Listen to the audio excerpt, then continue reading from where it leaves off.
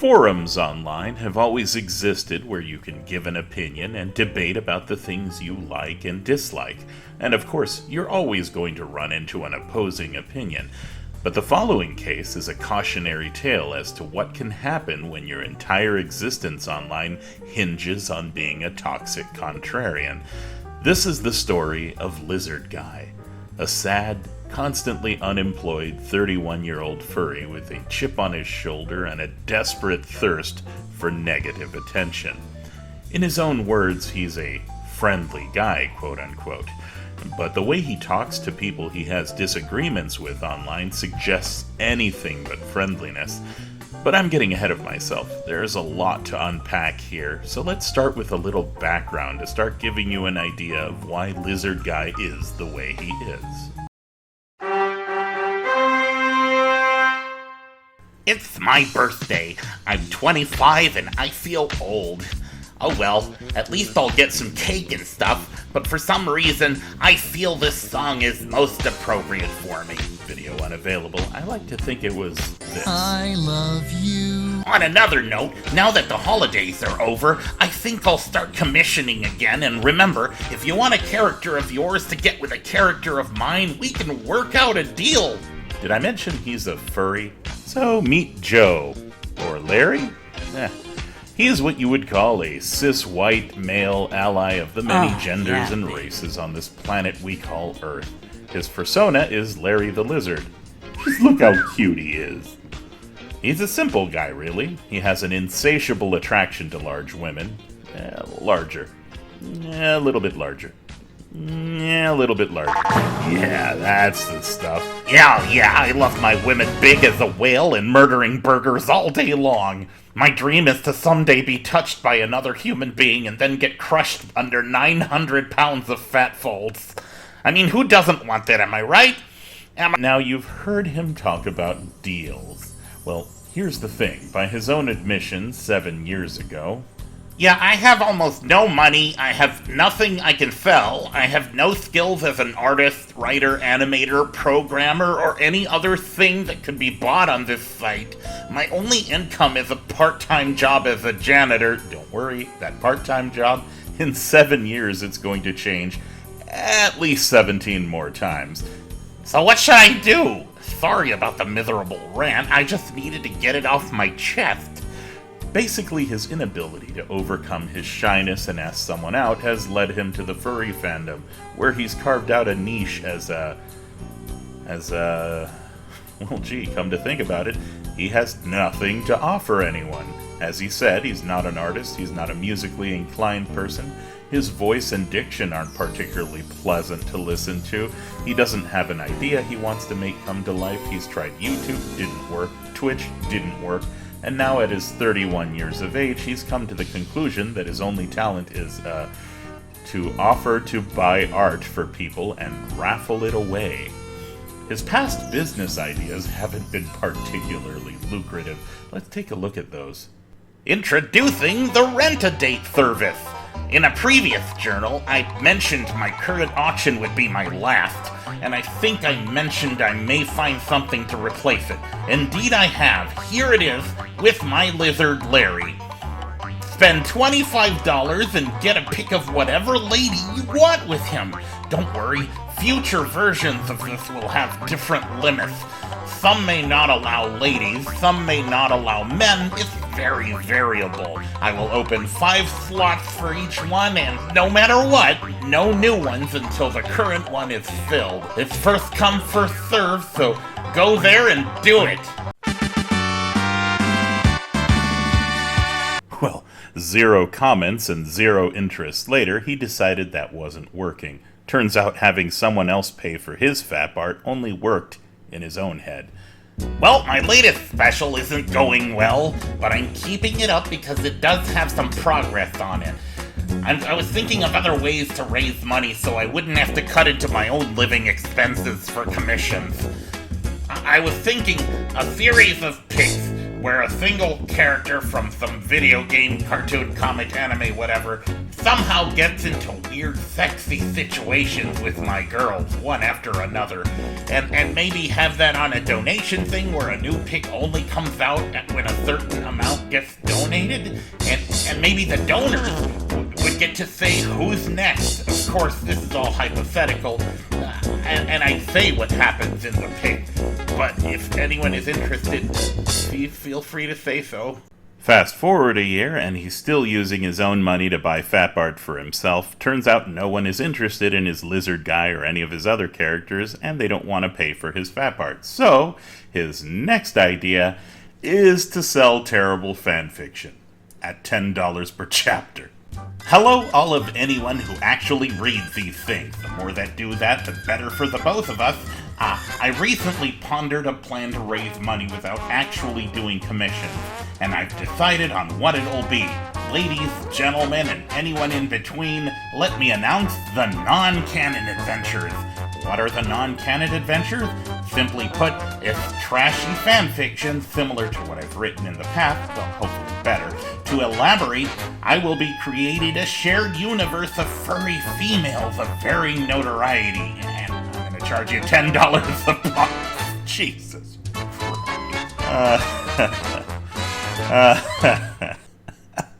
Anyone want to guess what $10 would have bought you? Because I'd hate to be the rube who paid this lazy, talentless guy $10 for a few words typed out.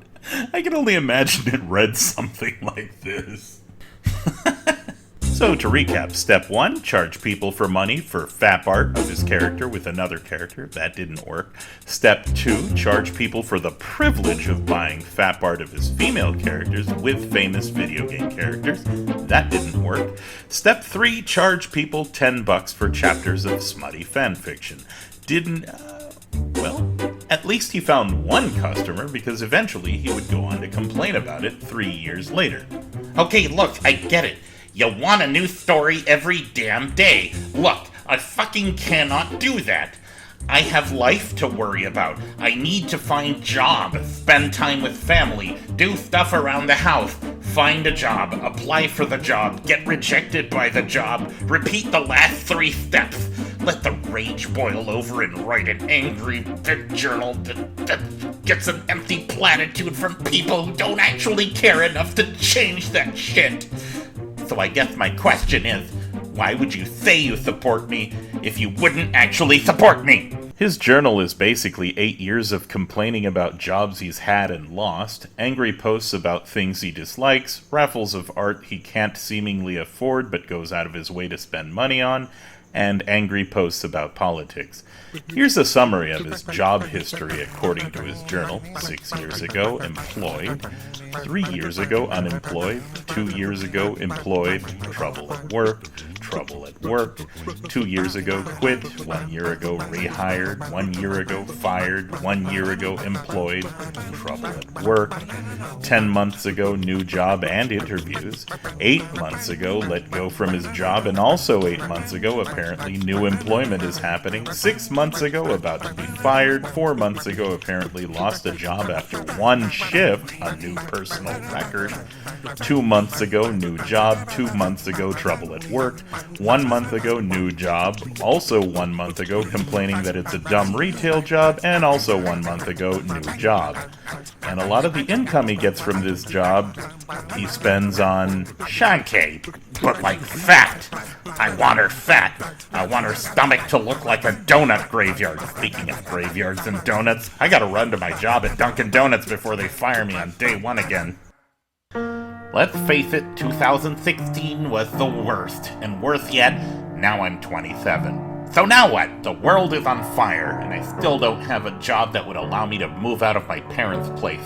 As of today, I've hit age 28, and God do I feel old. Hooray! It is my birthday, and I'm just 1 year away from 30, and sadly I still live with my parents. Good news, though, I'm seriously contemplating moving out. Well, I'm 30, stuck with my parents because economy and barely even adulting outside of that. I'm having a midlife crisis of some shit, and I'm only 30. And now he's 31. still lives with his parents, still can't keep a steady job, and still spends his discretionary income buying furry balloon art instead of saving up to better his life. Perhaps not surprisingly, he lashes out at the world, hoping that his viewpoint of follow whatever politics online seem the most popular will somehow make him respected and loved. So it should come as no surprise to find out that he's been banned everywhere from Twitter to Reddit to several Discord servers. This guy is toxicity incarnate. And this same lizard guy had a disagreement involving what it takes to make a gaming stream 2 years ago with Rockaway, a fighting game enthusiast online. The following screenshots are taken from an argument that happened 2 years ago. See if you can tell who the aggressor is. Literally, who said don't play the game? I said I'm not pleased with how 11 came out. Can you show me where I said don't play the game? Then don't play it if you don't like it. If you just don't do this thing you're currently doing. I haven't, lol. I platinumed it and went back to X. What are you talking about? So you loved it to a point of perfection. What are you talking about? X isn't perfect by any stretch of the imagination. I just like the speed and flow it has. I mean, listen to yourself. You think fighting games don't need to be complex, but bitch that one is too simple. You say balance patches are bad, but probably are one of those weirdos who instantly loses the ability to game when Bayonetta is used in Smash. You rage about something you clearly love. Wait, what? So what the hell are you even talking about? This is the ultimate contradiction. That's a leap in logic. How? It's literally what you do. I never said balance patches are bad. You sure? You never said they defeat the purpose of playing the game because it starts you at square one? I said balance patches undermine hard work someone does to discover a character when they change the character in question, and mechanics to the point of them starting over from square one. Never said they were bad. I never said they were bad, I only said they were the worst. That's what you just said there. No, I did not. Then tell me, how is it bad to encourage you to play more? Seriously, you haven't been straightforward this entire deal. I'm going to assume you don't play any of the games on a technical or competitive level. Is that a problem? He's basically saying he hates how a patch can reset other characters and cater to the new characters when the DLC drops. Not all patch notes, if that's what I'm getting from this. If I'm wrong though, Rock, then ignore me. Yeah, that's where the disconnect is. Then MKX is the literal worst, right? I'm speaking as a guy who does this for a living and plans to make my own one day. Yes and no. Just start a Twitch stream and tweet that! Okay. You don't need to live entirely off tournament winnings. Dude, what is your deal? Where are these assumptions coming from? And because I love my genre, I analyze and critique, so I know what to do and what not to do when I hopefully make my own game. I thought you meant make famous, make it on my own. Can I inquire as to where become famous was said, make my own? I thought you said make it on my own. Yeah, you see my mistake, I know. So because I want to stream and get better at games, that equates to getting famous? Actually, that kinda does. Really? When you stream games, you're an entertainer and people need to like you. No, it does not. Look, I don't want it to get any worse. Can I just ask, why not stick to the ones you know you love? I'm still not getting it, and I honestly want to know this reason in depth. I'm willing to put away any perceived hostility for an easy explanation. I said it. 4 times, in fact. I still don't get it, but I'm not gonna play Bubsy 3D just because I love platformers. Then I don't know what to tell you. Can you at least apologize for the madness on the server? Excuse me? You and your buddies piling on because you apparently know the mods wouldn't touch you. Just saying, my server would have banned that in a heartbeat. I got kicked from the server before. The mods aren't my friends. And good for you. I'm glad you have a little echo chamber to sniff your own smug. Congratulations to you, dude. Wow, somebody's blocked. Anyhow, sometime later, Lizardguy would get into a big argument online with a guy he bought art from, at first being happy with his purchase, as you can plainly see here, but then sometime later demanding the artist take it down. Artists have no rights over their own creations, according to Lizardguy, so artists beware. Anyhow, what matters is that Rockaway happened to be friends with this artist, and so anytime Lizardguy would see Rockaway in any Discord server in the future, he would make sure to attack him on sight. And attack him he did. Anyhow, there's a 32 screenshot extravaganza here, so to keep it simple and, for brevity's sake, as you may know, this is Rockaway. Here he is again in a photo Lizardguy swears is a stock photo taken online. In short, last month Rockaway had the misfortune of running into Lizardguy again, and what started as a disagreement over who loves Egoraptor and who doesn't, somehow ended up in Lizardguy going on a racist rant against Rockaway, wherein he used the hard R twice, in a desperate bid to prove that Rockaway himself was the racist somehow. Nowhere in the entire conversation will you see Rockaway use such language, but Lizardguy thought it was appropriate to put words in his mouth. He does this a lot when he argues, actually. Anyhow, among other choice bits, he tried to paint Rockaway as a white supremacist David Duke supporter from Alabama, when in actuality Rockaway is a black guy and fighting game enthusiast from New York. And worse, that he got maced and arrested by cops while protesting for Rockaway's rights. So, to say the entire argument is pretty cringe is a massive understatement. It is, as I imagine, the way Lizardguy managed to get himself banned on multiple platforms. Somehow he still hasn't gotten it through his head that he is not particularly well liked, and he's still trying to argue this fact with people on pretty much any Discord server he goes on. I imagine if he didn't raffle balloon art on Fur Affinity, he would probably not even have the 5 people that he has following him on Twitch. Okay, you know what? Hang on. I have to handle this in private. Cereso, Twitter. One of the more hypocritical aspects of Lizardguy is the peaceful, chill persona he tries to pretend to be on Twitch versus the person he actually is in private when arguing with people. I removed as much dead air as I could for ease of listening. Keep in mind he's arguing with me on Twitter as he tries to play it cool with me on Twitch. These screenshots are happening as he is streaming simultaneously. Nice guy Jem, welcome. Hey, what's up? Hang on, me and Cereso are having a private conversation? Or maybe he's ignoring me because... Actually, you know what? I can whisper him here. Hopefully he'll keep it private this time. He has a habit of not doing that. Let's try to keep it chill. No more internet arguments. No more references to past internet arguments. And no more of whatever you're trying to pull, Cereso. Seriously. Just want a peaceful stream and people like you come in and try to fuck it up. Don't even know your problem, bro. Seriously. I'm not canceling my stream just because you're being a little weirdo about it. Anyway, we've got an Illumina spot here in the volcano, so let's see what kind of adorable little weirdo we have to, get out of this.